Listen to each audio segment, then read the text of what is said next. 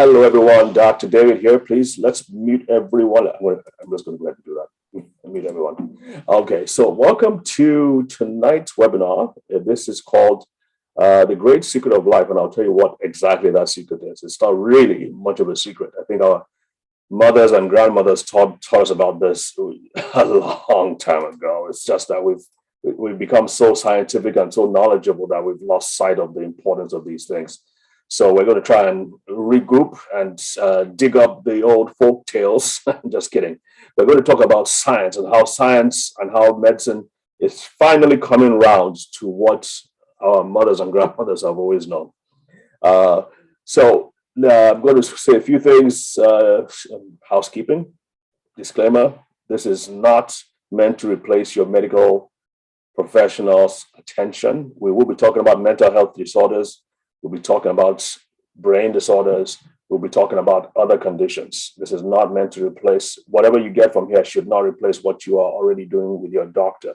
I am a doctor, having said that, and I have been given the authority to actually address all these conditions using supplements and nutraceuticals. This is a mandate given to us by the federal government of Nigeria, so that doesn't really apply outside of Nigeria. So a lot of the information I'll be sharing with you are things that we found out from really working with these basic fundamental truths and applying them on Nigerian soil. Does it mean that Americans can't benefit from it? Of course it doesn't. But just so you know, I mean, we are kind of different in some ways. We are a little bit different, but we're all human beings, and so some principles apply across the board. I'm saying all that to say that this is, again, I'm not trying to give you medical advice that will replace your doctor. And sometimes you got to really, really stress on things so you don't get in trouble. So I'm going to go ahead and share my screen. We shall start the presentation proper. But somehow there's a lot of things in the way here. Okay, yeah, let me switch to that side. Get Jan out of the way. I don't see Jan's face. I'm just kidding. Okay, so let me just get this out there.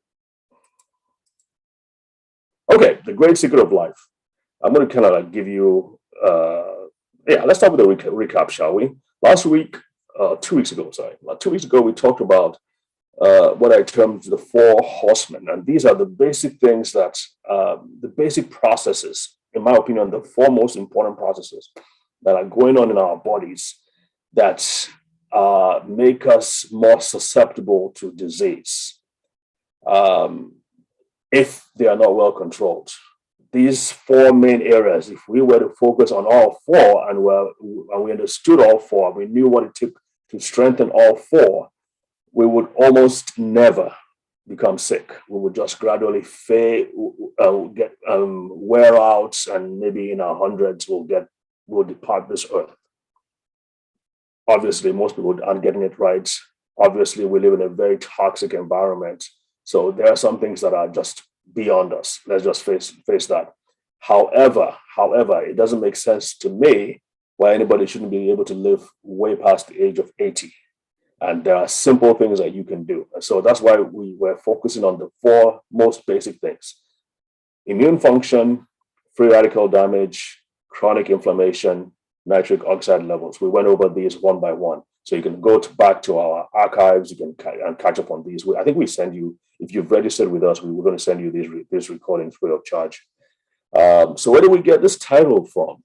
The Great Secret of Life. It's actually from an interesting person, a Scottish philosopher, and it was actually given to me by a Scottish professor. Some of you listening may have heard of Dr. Robert Murray. Dr. Robert Murray is also a Scottish professor of biochemistry. He wrote the biochemistry textbook that most of the English-speaking world, medical students, have to read that book. It's called Harper's Biochemistry. Most of the English-speaking world, I guess in the US, they use an American textbook, but most of the English-speaking world, medical students, that is, or medical doctors in training, have to read Harper's Biochemistry. And he became a really good friend of mine. And when I wrote my first book, actually my only book so far, but when I wrote my first book, I asked him to send me a quote I could use in the book. And this was the quote he sent me. Now think about this. This is a biochemist, a scientist of scientists, a professor of professors. You would have thought he was going to send you something like really, really scientific, right? Like DNA makes RNA, makes messenger RNA, something really scientific. But he didn't. This was what he sent me. And at that time, that was like, I don't know, 15, 16 years ago. It didn't really, I was like wondering why would he send something like this? And I just kind of like pass it off. Well, I have a quote from Dr. Murray. That's all I need. It was only years later that I really began to understand the import of this message or of this quote when I started treating kids with brain disorders. And let me see. Yeah. So I work with brain disorders. We started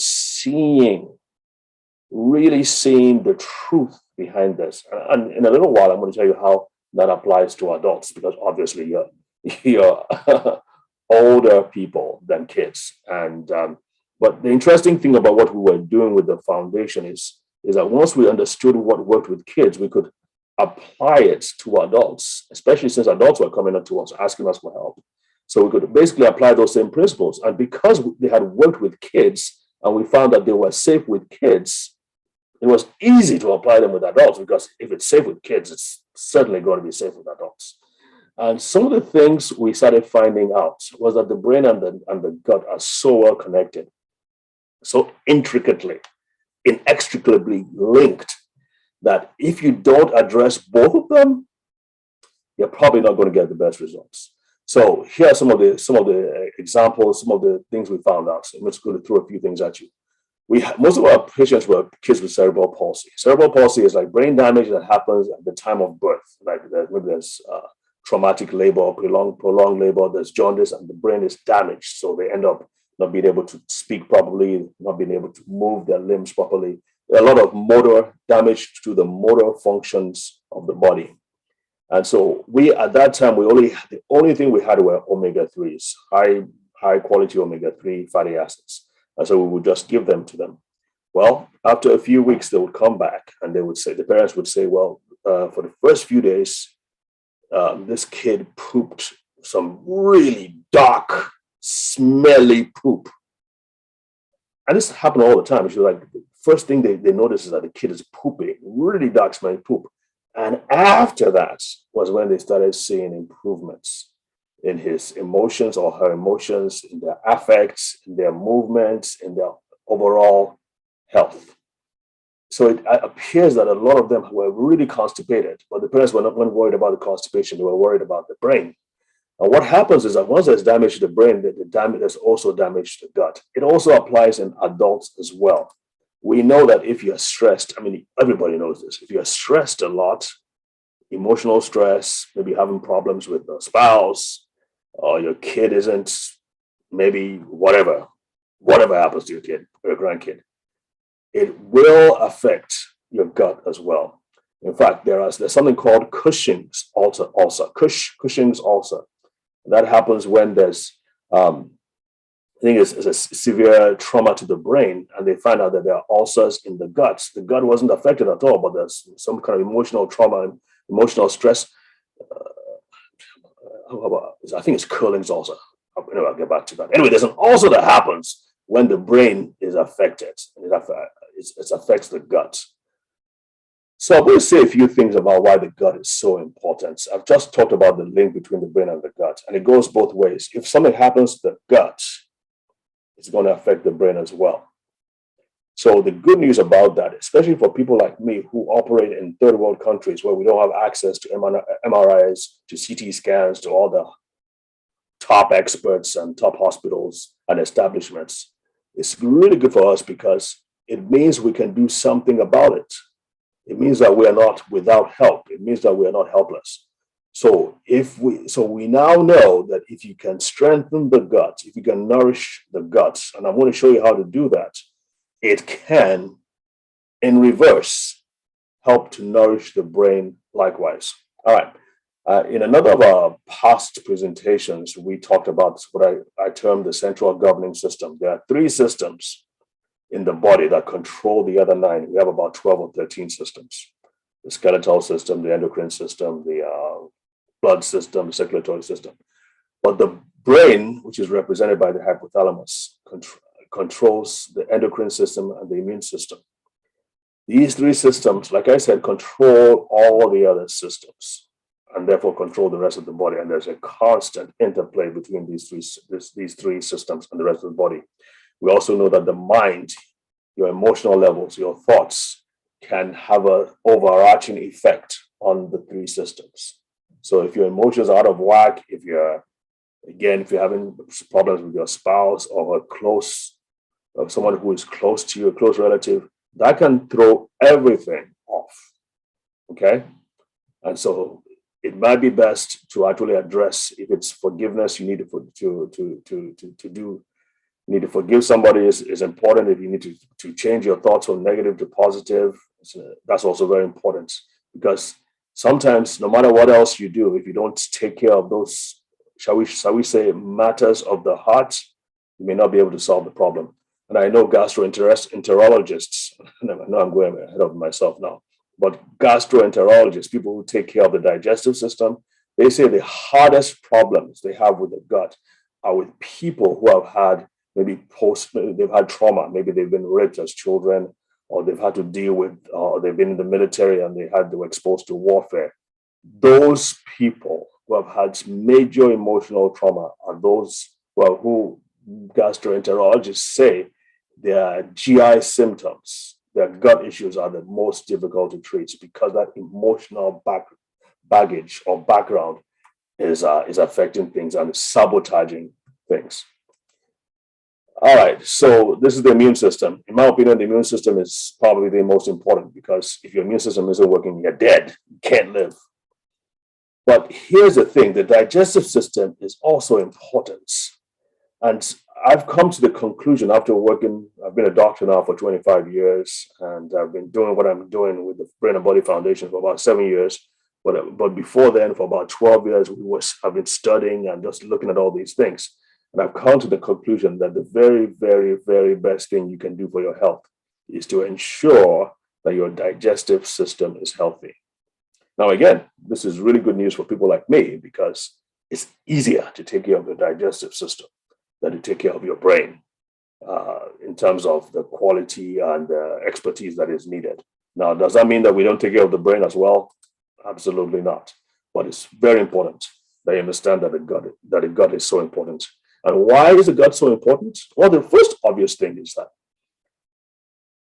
the main way we get nutrients into our cells is through the gut. You have to eat food, you have to digest it, break it down into smaller pieces, which are eventually gotten into the bloodstream, and the bloodstream takes them to the cells and tissues of the body. If your digestive system does not break them down like they should, they are not going to get to the cells of the body. And we know there are several brain disorders in which the brain cells are actually starving. They're not getting the nutrients they need because the digestive system is out of whack. All right, here's a big one. Number 2, the immune system. I didn't know this in medical school, and up to now they don't teach it, I don't think. But over 70 to 80% of your immune system, that all-important system, is in your gut.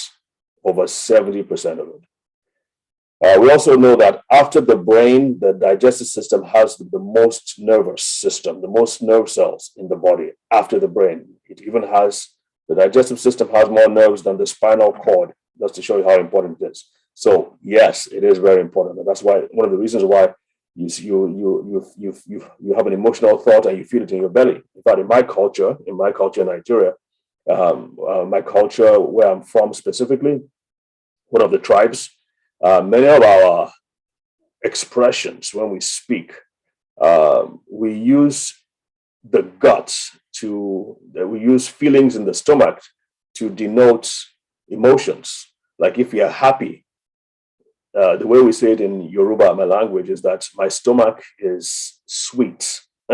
My stomach is feeling sweet. And then if you're upset, my stomach is feeling bitter. So other cultures know that these emotions are felt in the gut.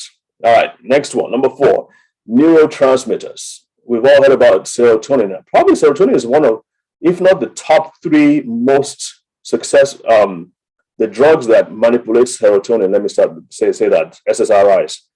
The drugs that manipulate serotonin are probably among the three most successful drugs in the history of medicine. They are blockbuster drugs because they address depression. Low serotonin levels have been linked with depression. So drugs that can manipulate serotonin have been very, very successful. Dopamine, cocaine, drugs that stimulate dopamine, especially the illicit drugs like cocaine, but the way they act and they give you the highs by raising dopamine levels. Now, why am I saying this? Over 80 to 90, no, I'm sorry, 95% of your serotonin is made in the digestive system, is made in the gut. Think about that. All we're thinking about is the brain, the brain, the brain, the brain, the brain. We don't think much about the guts. And I'm thinking in the years and decades to come, neurologists and psychiatrists will begin to understand this. Right now, they're not doing, I'm sad to say, they're not addressing the gut as they're treating brain conditions or mental health conditions. And I think that's a mistake. Over 50% of your dopamine is made and used in the gut, not the brain, but in the gut.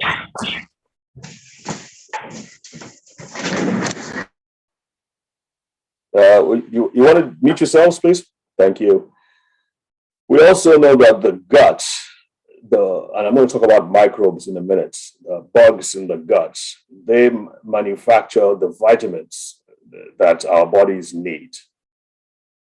And of course, the gut has the microbes. You've all heard about that we are almost infested by bugs. We have more bugs in our bodies and on our skin and in our sinuses than there are actual cells in the body. So we'll probably get to that. I want to say this thing about COVID-19. You really can't make a medical presentation anymore without talking about COVID-19. So let's talk about COVID-19 and your microbes. The gut bacteria we're going to be getting into now. By the way, most of these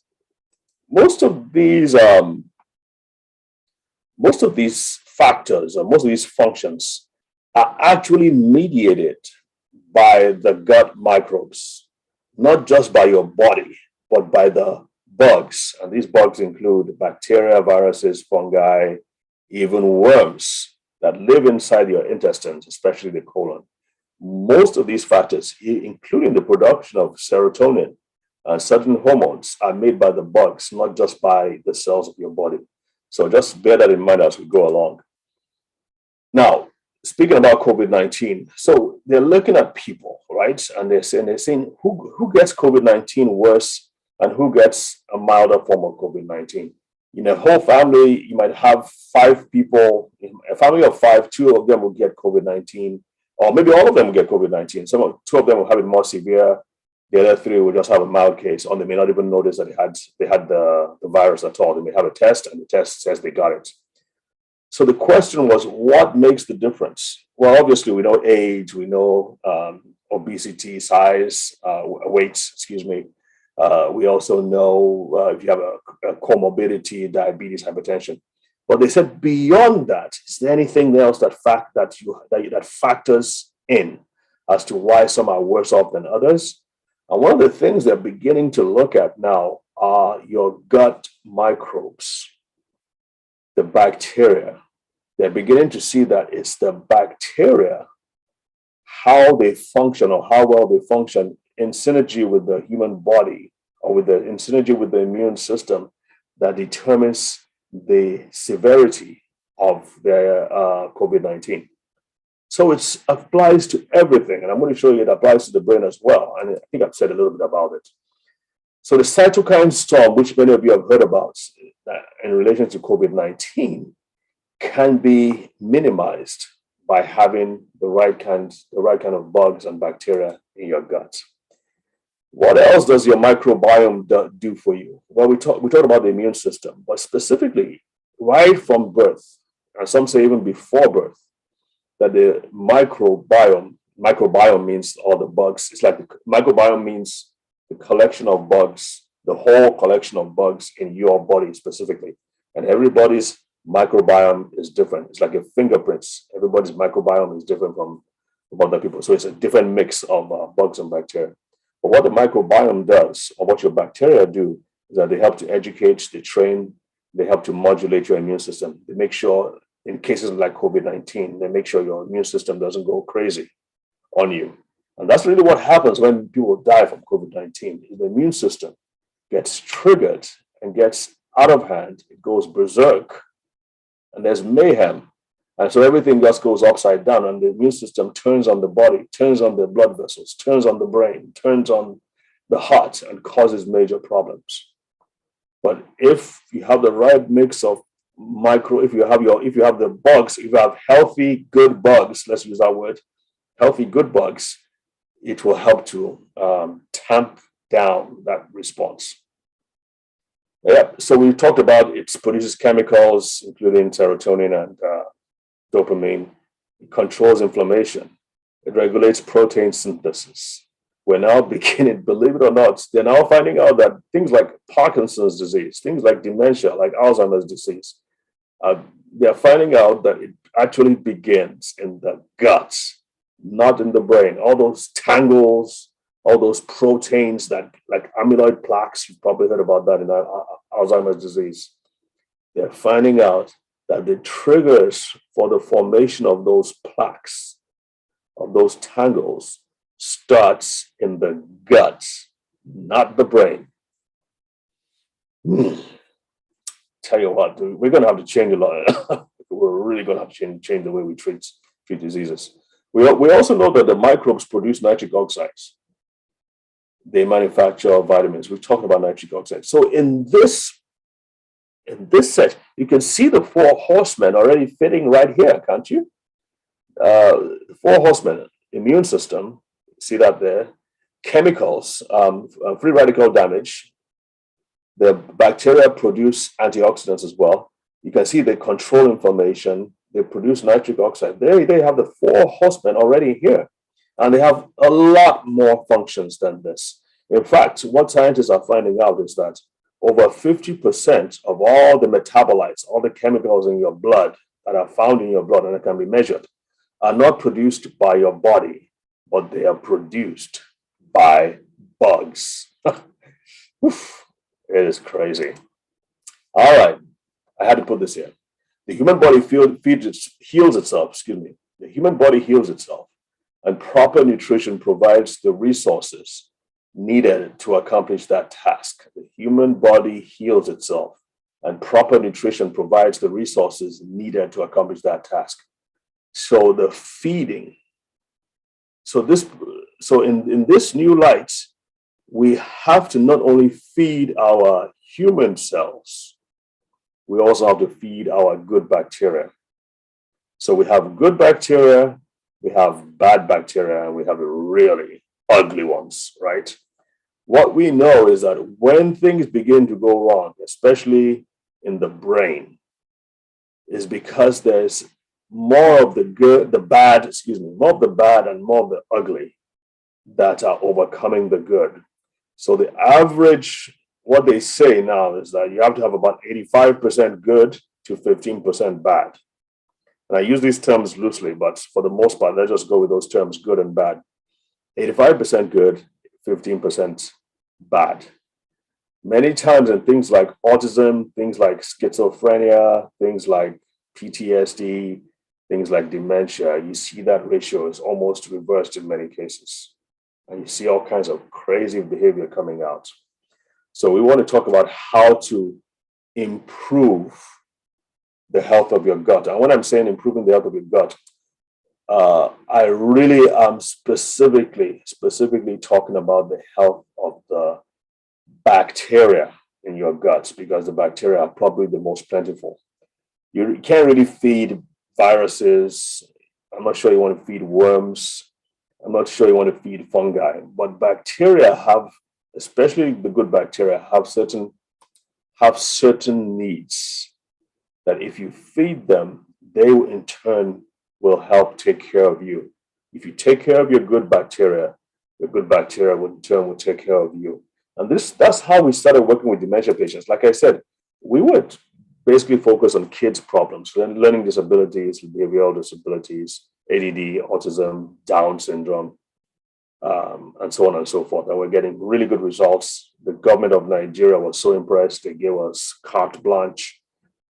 I hope that's the right word. Anyway, they gave us free reign to really address all these conditions using supplements. I mean, unheard of. I haven't heard that anywhere else in any other country. Maybe China, I know, where the government gives that kind of latitude. So we were getting a lot of good results. So what happens when you're getting results? Well, people start coming to you asking for things that probably wasn't included in your mandate. So we started having people coming to us with cardiovascular disease, people coming to us with dementias. Like I said, we were focused on kids.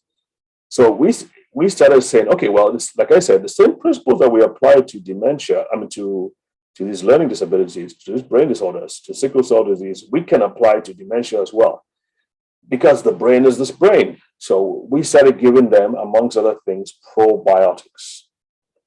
Probiotics are the good bacteria. So you can get them in supplement form. I mean, you have to search. We had to search for years to get the right mix.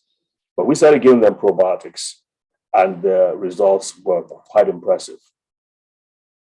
And I'm going to show you, I'll show you how to get them in a minute too. But so these are 7 areas we focus on when we're dealing with the guts. Like I said, if you're going to address problems with the brain, you cannot afford to overlook the guts. You've really got to give your gut some nourishment. And so I'm not going to go over everything, but the main thing with the gut is that you've got to address the microbiome. A good, healthy gut has to have a diversity of different kinds of bugs and bacteria, kind of like a rainforest. If you go to the Amazon, you have a lot of diversity. You go to the Sahara Desert, you find much less diversity. So you're looking at improving the growth of different kinds of good bacteria, kind of like what you do in the Amazon forest. You're trying to reproduce that lush vegetation that has the trees, the shrubs, plants, and so on and so forth. You also want to, this number 4, I probably should have changed it. I said, you want to give the good bugs food, the right kinds of foods, so that the good bugs can grow. Now, and I'm going to get to it in a minute, what the bugs need cannot be digested by the human body. So your human body doesn't really need it. So it means that you have to consciously think about putting things in your mouth that you know that you are not going to digest, but that is going to be digested by your good bugs. And this is not a new concept. Even from birth, mother's milk contains certain proteins and certain sugars and certain carbohydrates that the baby cannot digest or make use of. But that mother's milk that contains those compounds are for the good bacteria in the baby's colon. So the good bacteria can grow and multiply and populate the colon, and therefore, in turn, help the baby's immune system, help the baby's brain develop, help the baby's cardiovascular system develop. That is why we know that kids who are born, who are not breastfed, and those who are born with cesarean section, they don't do as well health-wise than those who are born vaginally and who are breastfed, especially those exclusively breastfed for about 6 months, because there are certain things in that natural process that are very, very, very beneficial to the health of the individual, especially in that critical time of life.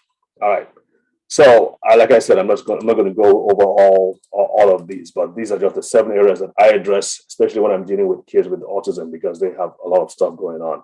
But suffice to say, I would say these are the 2 main important things you would want to do when it comes to taking care of your gut. One of them, obviously, is high quality probiotics. Some of you have heard me talk about this before. I searched far and wide for probiotics. Let me see. Yeah. And then you also want to give fermented foods. One of the reasons why places like Japan and Korea are doing so well, so much better health-wise, is that they eat a lot of fermented foods. kombucha, kimchi, and all those other things that have some really, really good fermented stuff that, again, they feed the good bacteria. They don't feed themselves, they feed the good bacteria. And once you feed the good bacteria in turn will now turn around and now produce chemicals that are extremely beneficial to your brain and to your body. And most of these chemicals are known as short chain fatty acids. Okay, but I'm just going to, so I have, no, I'm standing up. I'm just going to, so what I do, I'm just going to give you, I don't know how much you can see now. Let me see now. Let's see now.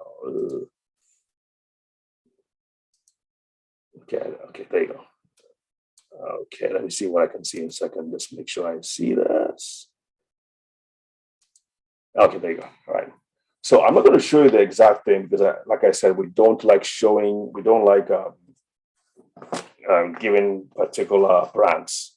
So I have a fermented food. It's called Fermented Essentials, and it has a lot of superfoods. So I take this on a regular basis. I mix it with fiber, and I'm going to talk about fiber very soon. So this, I use psyllium husk.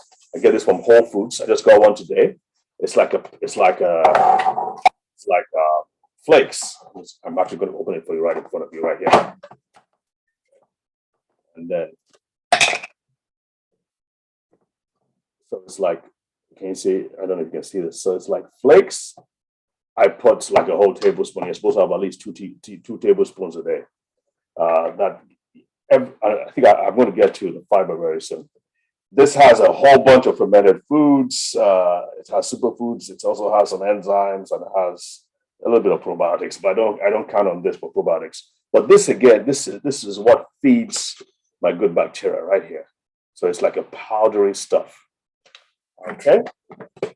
I would strongly encourage everyone to get both fiber and probiotics and fermented foods to help with your food. So fiber is so important.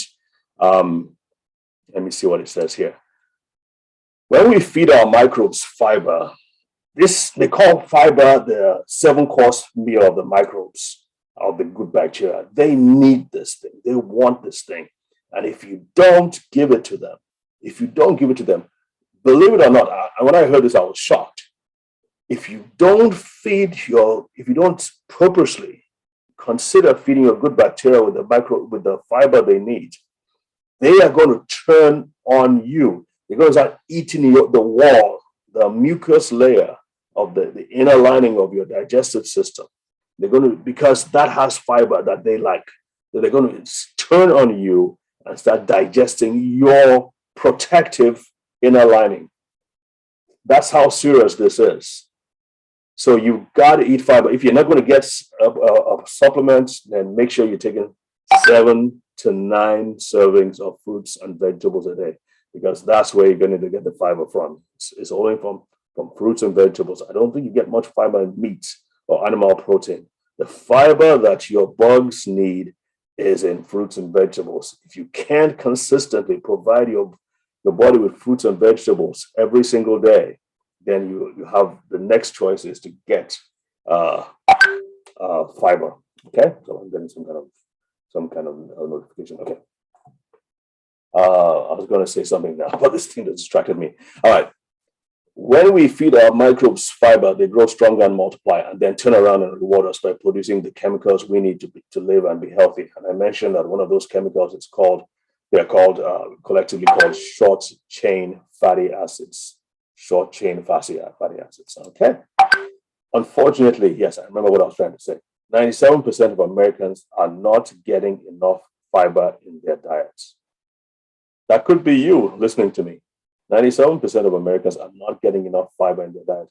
What is required? They say you need about 50 grams of fiber a day. With these 2 tablespoons, I think I get let me see. I get about just 12 grams. I just get 12 grams of fiber a day from these two tablespoons. But it's still not the best, but at least it's something, right? Try. Some parts of the world, especially in remote areas, they say they take about 150 grams a day. You can imagine we take, and in the US, we get like, let's say 5 grams on a good day, maybe 10 grams on a good day. Other civilizations, they get like 150.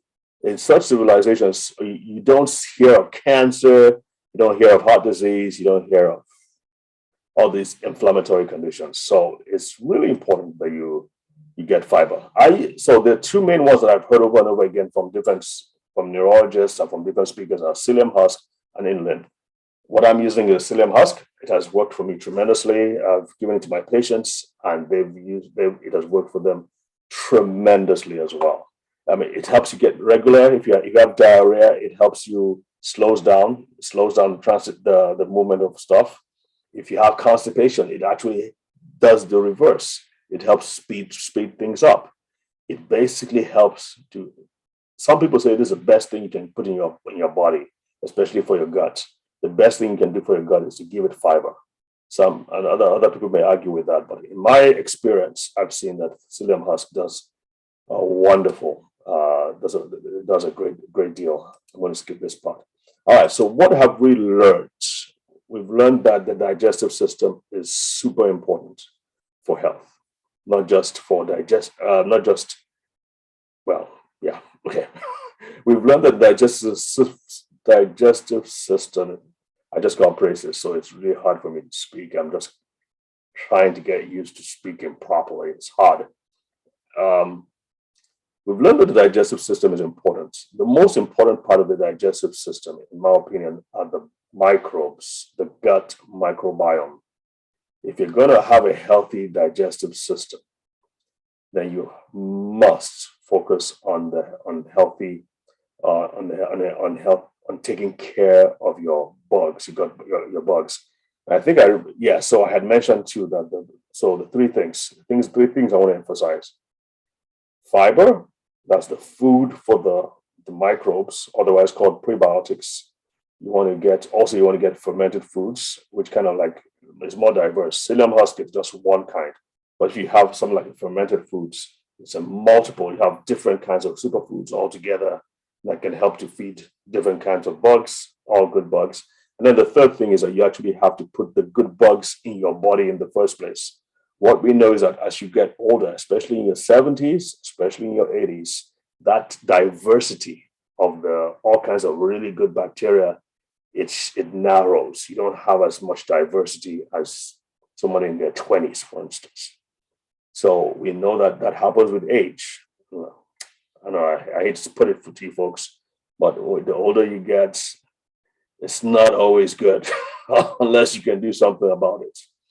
So the diversity, to have a healthy microbiome and a healthy digestive system, you need diversity. Kind of like in the rainforest, the Amazon forest, diversity. That is what makes for a healthy environment, a healthy ecosystem. Same thing with your gut. You need diversity in your gut, diversity of the different kinds of bacteria, so that they in turn can help you.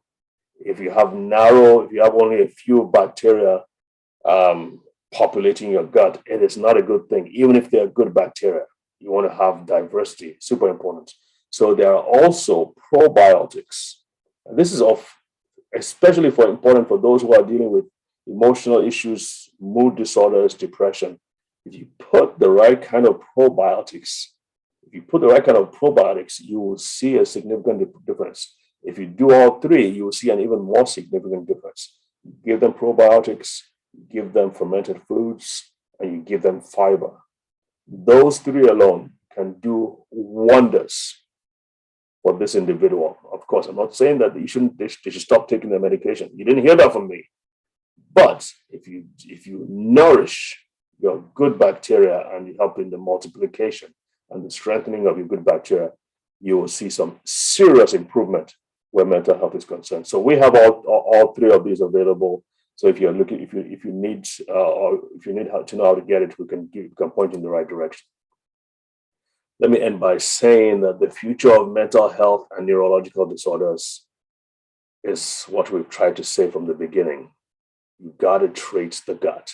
You've got to take into cognizance.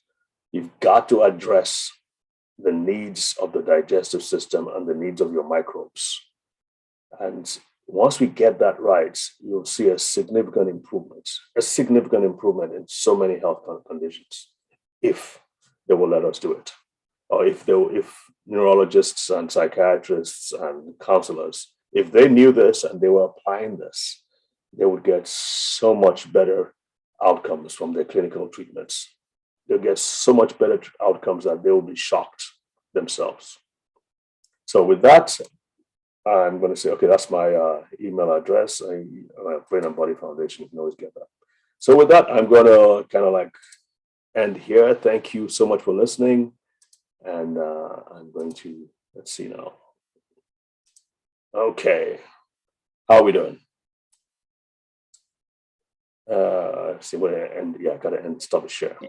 Anybody else wants to come back on and ask questions or make comments? You did a very good job, Dave.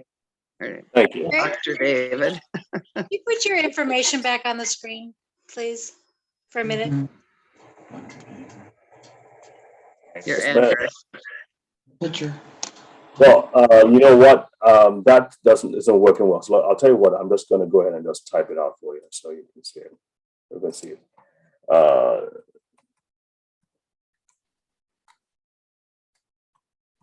Hi, Bill. Open your mic. Bill's a good friend of mine, David. Who's that? Bill Bellinger. She's a good friend of mine and Nancy's. And Nancy, if she moves over, she can see Bill too. I can't see Bill. Where's Bill? I don't see her. I don't see her either. Bill, open up your screen. Nancy talked to her this week, so. Okay, there's his address. Yep, there's my. Yeah. Bill, you open your volume and there's a microphone down in the bottom left corner and a video thing down the that'll show you. And none of us, well, I can't say none of us, but I certainly not prepared for this today. Okay, can you hear me? Yes. Okay, this is Lucia and Eric. Hey, Lucia. Yeah, we were having a little bit of an issue getting on the computer Zoom, so we decided just to stick with my phone. That was a great educational like understanding of the digestive and how it fits with the mental health and neurological disorders. I have a question. Can you elaborate a little bit more on like the cleansing and the detox and maybe why that would be so important and what would be the best way to cleanse the digestive system?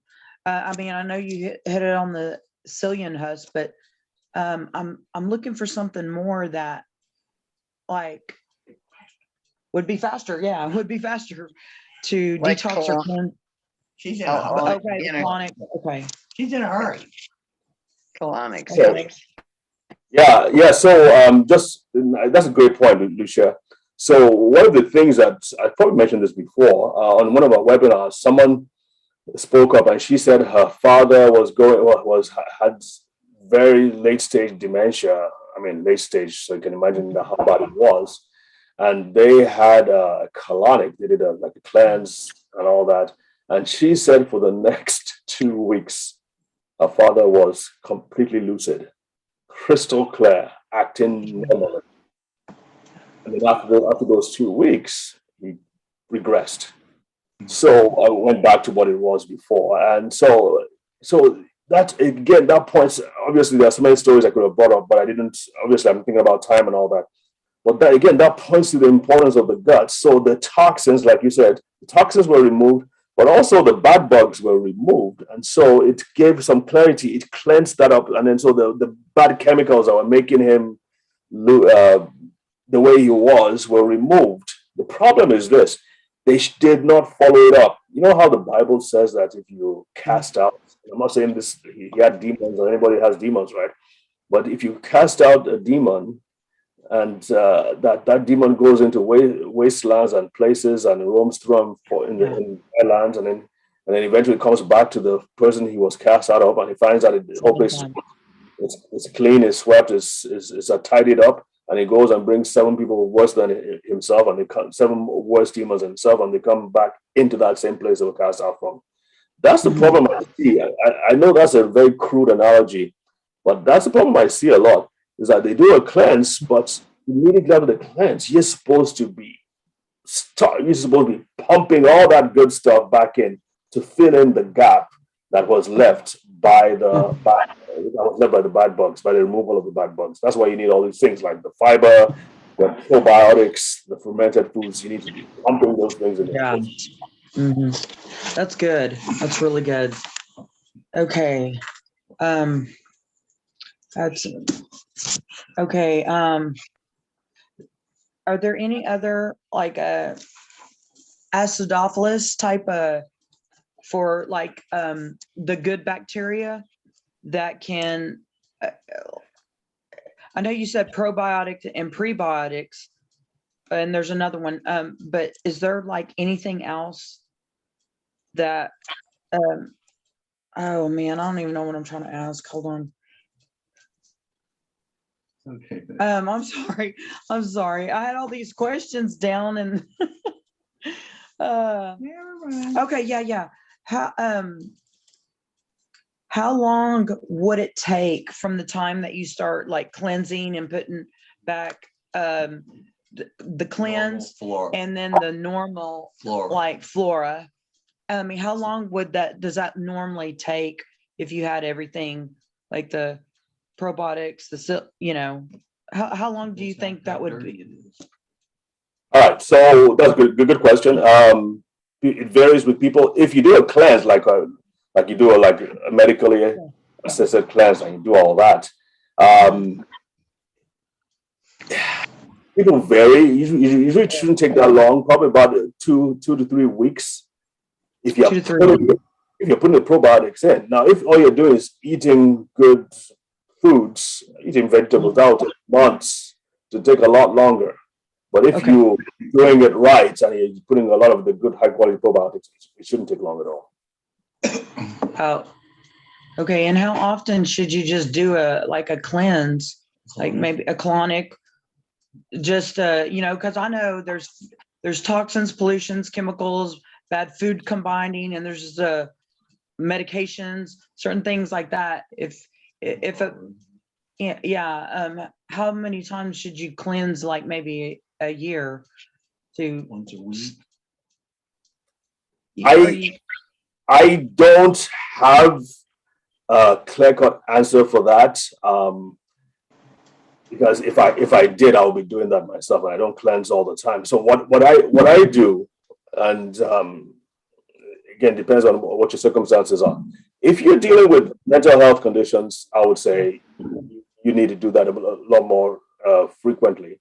If you're dealing with an environment, if you're eating a lot of bad food, I mean, when I say bad food, I mean if you go out and eat, if you're going out and eat, fast food. it doesn't have to be fast food. In a restaurant, you're already exposed, unless it's kosher.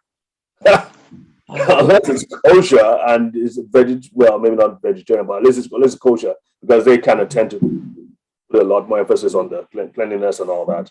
But pretty much everything you're exposed to is toxic. So I would say probably, again, I want to be very careful about giving strict specific instructions there. But maybe if someone is interested in doing it, I would say maybe quarterly, and then in between, we're doing all the psyllium husk, and probiotics and other things. There's also something I didn't mention that helps to remove toxins and heavy metals and other bad chemicals. It's a product called zeolites, ZEOLITES, zeolites, and it naturally just removes toxins from the body. It doesn't do anything else. It's not a supplement or anything. It just naturally removes toxins from the body. Yeah. Oh, yeah. You have it there. What is that? Is that a powder? Zeocare, yeah, it's a Powder. powder. My Powder, brother okay. turned me on to it, and I haven't even used it yet. We're about to. Okay. It naturally I removes know what toxins. it does. I just been lazy. Thank you. Okay, so one more question. Thank you so much. Oh my gosh. Yes. Okay, so as far as like head trauma and neurological disorders, Yeah. what would be the best supplement and how long how long would it take to I'm just looking for like I know. I want to get on board with this because I do have a lot of neurological damage and I can see what it's taken from me. Like sometimes my communication, organization skills, sometimes coordination and other things. And I mean, I'm trying to get that back. And so there's a lot of, All right. And- So and to answer your question, here's Uh-huh. the simple fact is that this is not something that can be answered. There's no such thing as the one-time wonder drug or supplement is going to heal it. right. So, as you know, part of what we do is that we can offer a consultation where you pay a fee and everything goes towards our work with children in Nigeria. So you'll be helping kids as well. But I don't want to say it in a way, I'm not trying to sell myself on this thing, but you really need someone who can sit down with you, work through what you have, and then provide something that is tailored towards what you need. It's not, you're not going to get an answer from a seminar like this, unfortunately. Yes, but I can do that through you, couldn't I? Yeah, sure. I mean, we just make the arrangements. We'll let you know how to make the payment, and then we can schedule an appointment. Okay, so I can call you, right? What was that, 713? 713 859 4333. 4333. That's awesome. Yes. Okay, cool. Then I'll discuss this a little bit further because yeah, I appreciate it. This is something. Listen, I mean, when you're dealing with the issues, whether it's trauma, emotional, or physical, you've got to address it properly. And Yes. sometimes you'll be saving yourself a lot of money if you address it properly through the brain nourishment and of course the gut nourishment as well over a period of time than if you just went to a healthcare provider who just give you one pill to deal with your Yeah. depression, anxiety, and all that. Usually that doesn't really. Yes. Yeah. So you need to take some time to really address it properly. That's just- Yes. I spent a lot of time talking to Dr. Eric too, that's sitting beside you. I And so know. between the two of them, they could really help you. Yeah. Because I really enjoyed what the time that I spent listening to Dr. Eric and what he knows. He's very brilliant, just I like Dave. know. Yes, just like David. Thank you, Jan. Dan. That's great. Very That's good. great. Yeah. So looking forward to talking to you guys. Yes, yes. It was really great meeting you. I Yes. was so distracted with the conference. I was like, man, I felt like I was being really evasive. So I apologize. It wasn't you. It was just everything going on. It was the excitement. Oh, not at all. Not at all. That was a great conference. That was a great conference. Yes. All right, man. Okay. All right. All right. Next Wednesday. Same back time, same back channel. Yes, sir. So yeah, so just look out. Try and join us on Facebook so you can like our Facebook page, Brain and Body Foundation. Like our Facebook page so you can get notifications whenever, and then you can know in advance what's going on. Okay. Okay, you got it. Great. Thank you. so much. Right. Have a good You evening. bet. Have a good evening. Take care. All righty. Thank you, Bye. everybody, for joining us. Yes. Thanks, You David. rock. Thank you, Jan. Thank you for presenting, David. You bet. Thank you, Jan. Take care then. Bye, Nancy. Bye. Bye, Jan.